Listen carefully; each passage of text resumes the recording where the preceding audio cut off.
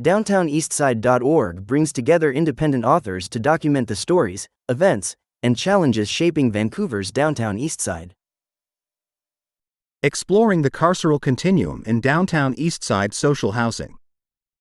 The term, Carceral Continuum, brings to mind an array of institutions, prisons, hospitals, mental health facilities, and low-income housing that function to surveil, control, and manage society's most marginalized. In Vancouver's DTES, where addiction, homelessness, and poverty converge, this term has become a lens through which to examine the role of social housing in perpetuating cycles of surveillance and regulation. Initially popularized by Michel Foucault in Discipline and Punish, the concept of the carceral continuum critiques the subtle yet pervasive forms of control embedded within societal structures. Today, its relevance extends beyond prisons to include a broad range of institutions that govern marginalized populations, nonprofit housing being one such institution. But does the supportive and transitional housing in the DTES embody this continuum, or do these programs serve as lifelines for people with few alternatives? This investigation explores the nuances of social housing in Vancouver, examining whether these programs are containment tools or critical support systems in an overwhelming housing crisis. Defining the carceral continuum. Foucault's carceral continuum presents a critical view of how society's institutions, prisons, hospitals, and housing systems intersect to manage marginalized individuals. In Canada, this framework is often linked to the legacies of colonialism, systemic racism, and economic disenfranchisement, which disproportionately affect Indigenous and racialized communities. In the context of Vancouver's DTES, supportive housing programs are scrutinized for their roles in perpetuating these dynamics. Strict program agreements, mandatory sobriety rules, identification checks, and collaborations with law enforcement contribute to a controlled environment that mirrors the surveillance-heavy systems found in correctional institutions. Housing managers report residents to the police based on subjective criteria, while rules governing visitors and curfews can feel more like restrictions than safeguards. These practices highlight the tension between offering support and enforcing control. However, some critics caution against an oversimplified interpretation of the carceral continuum. While elements of surveillance are undoubtedly present, social housing programs also provide essential services, fostering stability for individuals who face immense social and health challenges. Striking the right balance between regulation and empowerment remains key to understanding these programs' true impact. Supportive housing. In the DTES, supportive housing provides a lifeline for individuals dealing with homelessness, addiction, and mental health issues. These programs are designed to stabilize lives, offering shelter, safety, and access to health services. But their implementation often draws criticism. Many housing units come with a series of strict rules, sobriety, guest restrictions, curfews, that, although framed as ensuring safety, can alienate residents, leaving them feeling trapped rather than empowered. The housing crisis in Vancouver has further complicated this picture. The cost of private apartments exceeds the monthly income of many on social assistance, leaving these individuals with little choice but to accept the conditions of supportive housing programs. Critics argue that these programs, in their current form, restrict autonomy and exacerbate feelings of dependence, turning what should be a supportive environment into an isolated one. Despite these criticisms, proponents of supportive housing highlight its necessity. For many, it provides the only chance at stability in a city with scarce affordable housing. The challenge lies in how these programs can evolve, striking a delicate balance between providing essential support and not replicating systems of control that entrench dependency and marginalization. Transitional housing.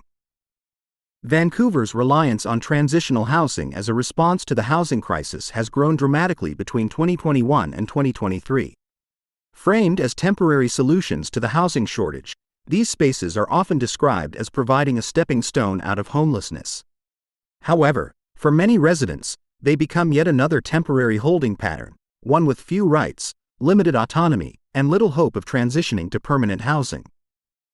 These programs operate in a legal gray area, leaving tenants vulnerable to eviction without notice and with minimal legal recourse. Transitional housing is often marked by rules that mirror those of incarceration, eviction for minor infractions, curfews, and the inability to live with family members. For critics, these measures are a subtle but powerful form of social control, perpetuating cycles of exclusion rather than fostering pathways to long-term recovery. Yet, for others, transitional housing represents a necessary step toward stability and reintegration. It offers a safe space, a reprieve from the streets, and a platform for accessing other support services. The question is whether these programs can evolve into more than just temporary relief or if they will remain as transient spaces that trap vulnerable populations in precarious situations. The role of law enforcement. The collaboration between housing providers and the Vancouver Police Department is one of the most controversial aspects of the DTES housing system. While the police are often called upon to enforce policies designed to maintain order, critics argue that this collaboration leads to the criminalization of poverty and addiction. For example, when a tenant is incarcerated for more than 3 months, the provincial government halts their rent payments, often resulting in eviction. This policy, combined with the reporting of residents to the police by housing managers, creates a system that criminalizes the very people these programs are meant to help. For many residents, this feedback loop heightens the risk of homelessness, incarceration, and a return to the streets. Supporters of these practices argue that law enforcement is necessary to ensure safety and protect vulnerable populations. They contend that collaboration with the police helps mitigate risks and keeps housing units secure. However, this perspective raises deeper concerns about how justice is distributed in marginalized communities and whether involving law enforcement in housing decisions exacerbates the very challenges these systems are meant to alleviate.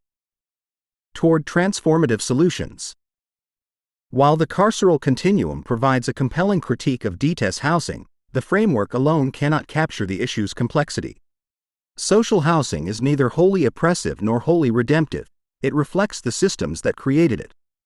Addressing its shortcomings requires more than dismantling existing structures, it demands reimagining them entirely. One potential avenue lies in resident-led models, where tenants actively shape policies and governance. This shift from top-down management to collaborative frameworks could dissolve some of the power imbalances inherent in the current system. Additionally, increasing investments in permanent, affordable housing would reduce reliance on transitional and supportive programs, offering stability without the strings of conditional support. The question of whether social housing constitutes a carceral continuum may never yield a definitive answer. However, the debate itself underscores a critical truth. Systems designed to support the vulnerable must be held to the highest standards of accountability and compassion.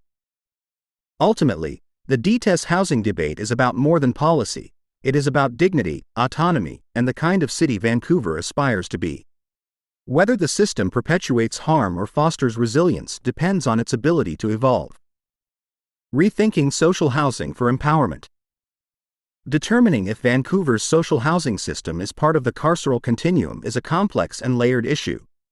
While elements of control exist, these programs also provide much-needed stability and services to vulnerable populations. The system is far from perfect, but it is a necessary response to a growing crisis of homelessness and addiction in the city. However, significant reforms are needed to move forward. Rather than dismantling the system, the focus should be on redesigning it, incorporating tenant rights, increasing transparency, and addressing systemic barriers perpetuating marginalization cycles.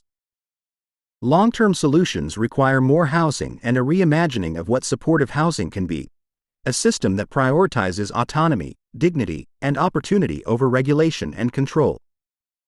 By acknowledging the complexity of these issues and acting with compassion, Vancouver has an opportunity to transform its housing policies into a model for other cities grappling with similar crises. The real challenge lies in striking a balance between the immediate need for safety and long-term solutions that address the root causes of homelessness and addiction. Only then can the DTES evolve from a symbol of systemic failure to a space of genuine empowerment and recovery.